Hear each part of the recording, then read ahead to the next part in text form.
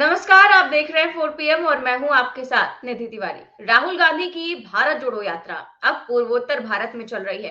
ये यात्रा नागालैंड से होते हुए असम में अब प्रवेश कर चुकी है। कल राहुल गांधी ने असम में एक जनसभा को भी संबोधित किया।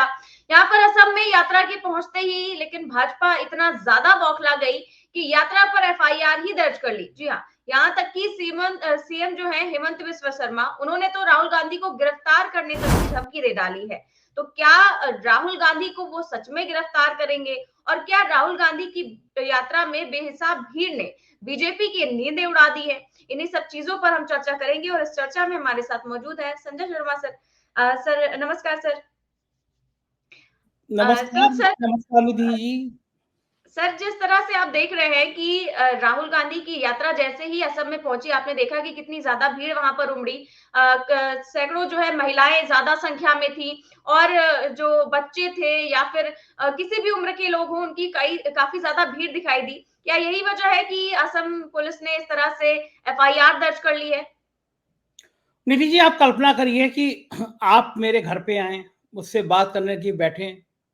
ये आप ही का आरोप हो, मतलब मैं नहीं कह रहा हूँ, इस बात को पुष्टि नहीं कर रहा हूँ। आप मेरे घर पे बैठे कि भाई बड़े महत्वपूर्ण मुद्दे पे बात करनी है, और मैं आपसे बात ही नहीं करूँ, मैं अपने कुत्ते को बिस्कुट खिलाता रहूँ।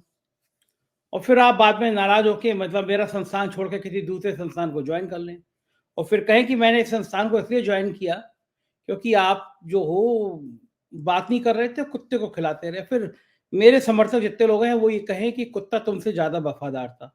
ये सारी बातें मैं वो कह रहा हूँ जो ट्विटर पे संग्राम छिड़ा था। हेमंत विश्व शर्मा कांग्रेस पार्टी में थे, और भारतीय जनता पार्टी ने उन पर आरोप लगाया था कि भ्रष्टाचार की बाकायदा बुकलेट जारी की गई थी। हेमंत विश्व शर्मा के भ्रष्टाचार के किस्से गली गली में गूंज रहे थे, और भारतीय जनता पार्टी ने उन पर बुकलेट तैयार करी और बुकलेट बांटी और कहा कि देश का सबसे भ्रष्ट कोई नेता है तो वो हेमंत विश्व शर्मा है। अब हेमंत विश्व शर्मा को समझ आ गया कि ईडी और इनकम टैक्स और सीबीआई उनका इंतजार कर रहे हैं जेल का रास्ता, तो उन्होंने फिर वही चुना जो बाकी लोग करते हैं कि वो भारतीय जनता पार्टी की वॉशिंग मशीन में इधर से घुसे उधर साफ होकर निकले और मुख्यमंत्री बन गए। ये हुआ घटना का पहला पार्ट। दूसरा पार्ट ये है कि इस न्याय यात्रा को पूर्वोत्तर में बहुत जबरदस्त जन समर्थन मिल रहा है। हमारी टीम गई थी वहां पे, 4 पीएम की टीम गई थी। मैं न्याय यात्रा में देखा था, 4 पीएम की टीम ने मणिपुर में देखा था और आसाम में देखा था। जिस तरह से लोग राहुल गांधी के समर्थन में उमड़ रहे हैं, बच्चे हों, बूढ़े हों, छात्राएं हों, महिलाएं हों, राहुल गांधी को जिस तरह से समर्थन मिल रहा है उससे हेमंत विश्व शर्मा की नींद उड़ गई है।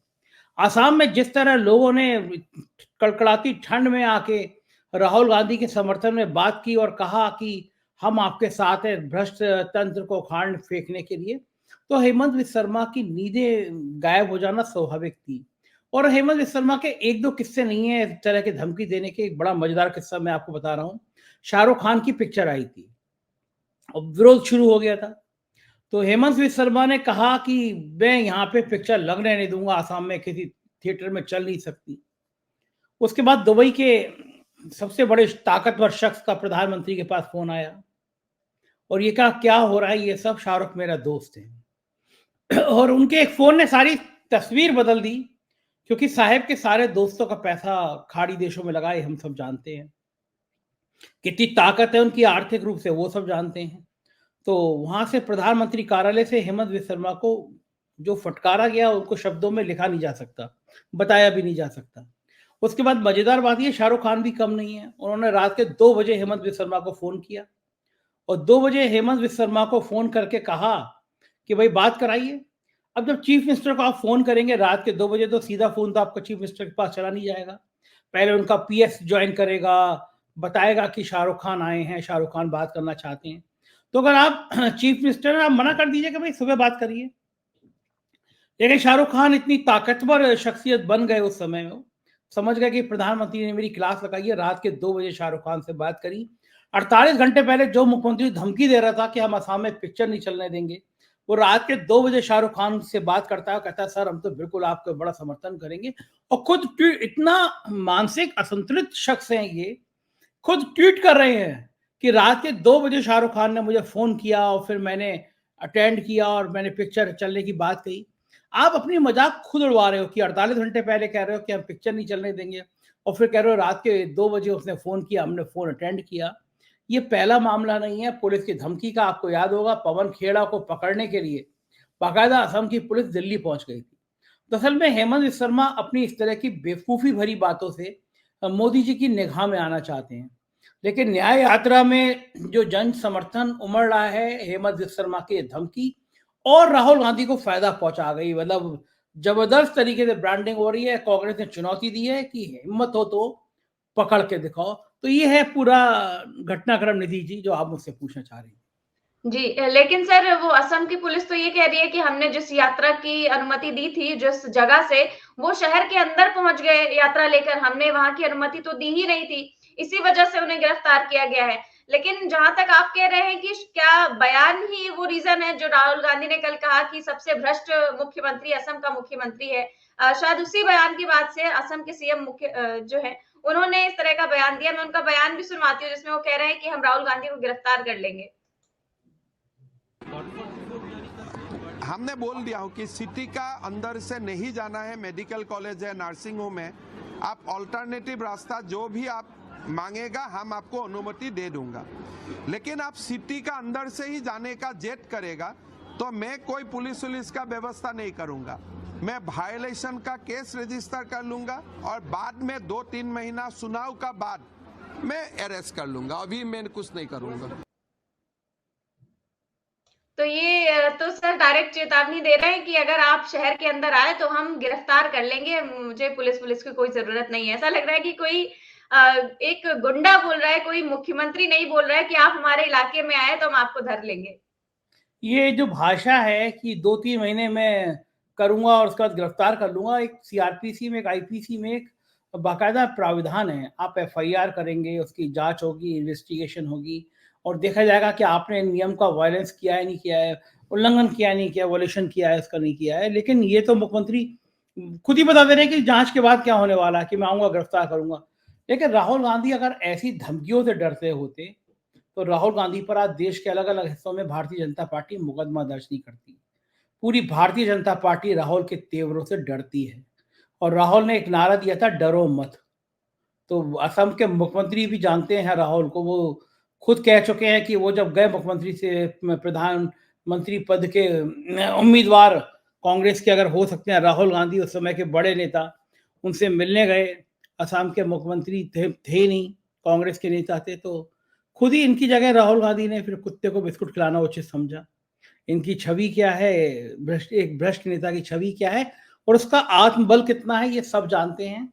आसाम के मुख्यमंत्री की इतनी हैसियत नहीं है कि वो राहुल गांधी को गिरफ्तार कर सकें।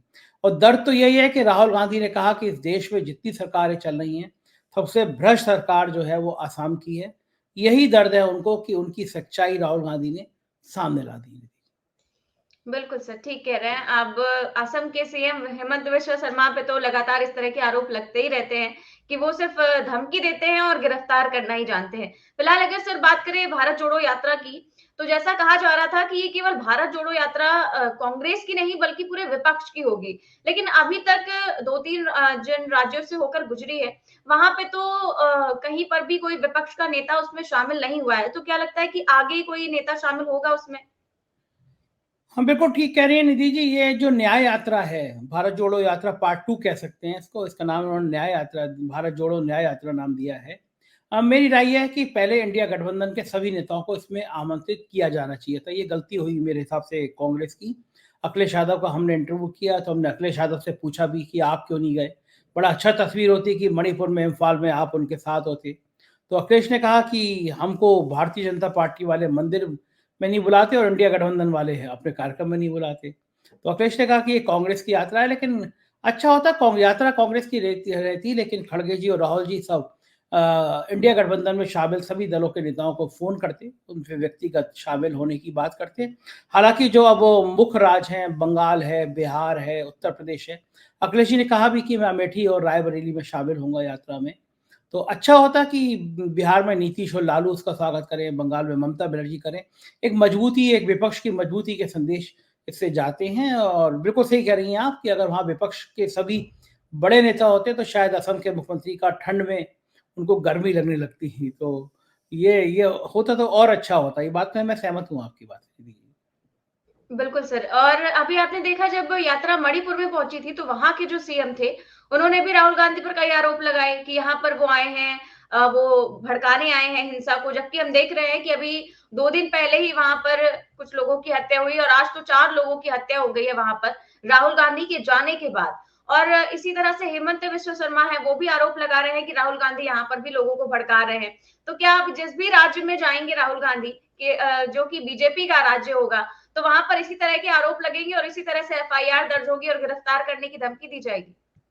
ये अच्छा है निधि जी, कांग्रेस के लिए बड़ा अच्छा है कि वहाँ के जो विपक्ष की सरकारें नहीं है, सत्ता पक्ष के लोग हैं, भाजपा के लोग हैं, वो इस तरह की धमकी दें, इस तरह की चेतावनी दें। इससे इनको, कांग्रेस को तो और फायदा है।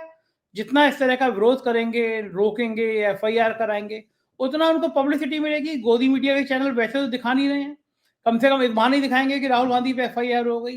वो गिरफ्तार करेंगे तो और ज्यादा दिखाएंगे। तो राहुल गांधी डरने वाले लोगों में से नहीं है। ये लोग कितने ही बयान दे दें, कितने ही भाषणबाजी कर लें। और मणिपुर कम से कम राहुल गांधी तो गए। हमारे वो 56 इंच वाले साहब जो हैं प्रधानमंत्री जी, वो आज तक तो मणिपुर जाने की हिम्मत नहीं कर पाए। देश का एक राज्य जलता रहा, सैकड़ों लोग मर गए, लेकिन प्रधानमंत्री को वहां जाने की फुर्सत नहीं मिली। ये शर्मनाक है देश के लिए। कम से कम एक बड़ा नेता तो ऐसा है जो गया मणिपुर। जी सर, बिल्कुल। बहुत बहुत शुक्रिया सर, ये शुक्रिया। सार्थक चर्चा के लिए। तो आप देख रहे हैं कि किस तरह से भारत जोड़ो न्याय यात्रा लगातार चल रही है 14 जनवरी से, और लगातार इसको लोगों का समर्थन भी मिल रहा है। जिस तरह की भीड़ उमड़ रही है उससे आप समझ सकते हैं कि राहुल गांधी की लोकप्रियता लगातार बढ़ती जा रही है। लेकिन वहीं पर चाहे वो हेमंत बिस्वा शर्मा हो, चाहे वो मणिपुर के मुख्यमंत्री हो, वो लगातार निशाना साध रहे हैं और कहीं गिरफ्तारी की बात कर रहे हैं तो कहीं एफआईआर दर्ज हो रही है। फिलहाल कैसी लगी आपको ये चर्चा, हमें कमेंट बॉक्स में जरूर बताएं। चैनल को सब्सक्राइब भी करें और ज्वाइन भी करें। नमस्कार।